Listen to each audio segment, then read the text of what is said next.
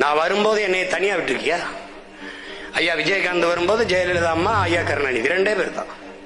நான் வரும்போது அவர் இருந்துட்டாப்ல மக்கள் நல கூட்டணி.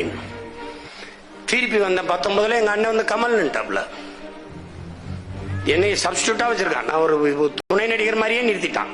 போட்டியில ஜெயிக்கல.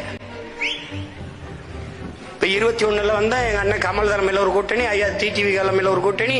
இங்க 4 கடையில நான் 5வது ஆளா சப்ஸ்டியூட்டா நிக்கிறேன். அங்கதான்டா நம்ம 3வது பெரிய கட்சியா வந்தோம்.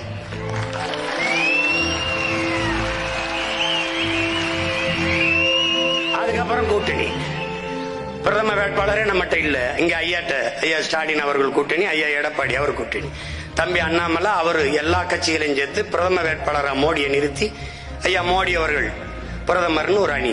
4வதா நம்ம. இந்தியாவுக்கு நமக்கு எந்த சம்பந்தம் இல்லை. இந்தியாவை ஆள்றதுல ஆட்டத்திலே நம்ம இல்ல, கிரவுண்டுகளே நம்ம இல்ல, திடல்ல இல்ல. அது வேற நின்ன சின்னத்தை எடுத்துக்கிட்டு மைக்குன்னு ஒரு டொய்க்க கொடுத்தான். இந்த மைக்கும் இல்ல. அது அங்க போய் பார்த்தா சீப்பு மாதிரி இருக்கு, தலைவார சீப்பு மாதிரி இருக்குது. பெட்டியில நம்ம சின்ன 3வது 4வது பெட்டியில இருக்கு. அதுல தேடுறாண்டா தன்மானமிக்க தமிழ் மக்கள். அதுல தேடுறாங்க. எங்கடா என் மகன் சீமானுடைய சின்னம்? எங்கடா மைக்? எங்கடா? எத்தனாவது பெட்டியில? எத்தனாவது? ₹1 போட்டு கொடுக்கலடா. வேட்பாளர் நிறுத்துற எவன் மூஞ்சி எவனுக்கும் தெரியாதுடா. நான் நிறுத்துறேன் அந்த தெருவிலேயே 4 பேருக்கு தெரியுமான்னு தெரியாதுடா. தேடி போட்டாண்டா 36,50,000 வாக்க போட்டு. என்னென்ன இடையூறு?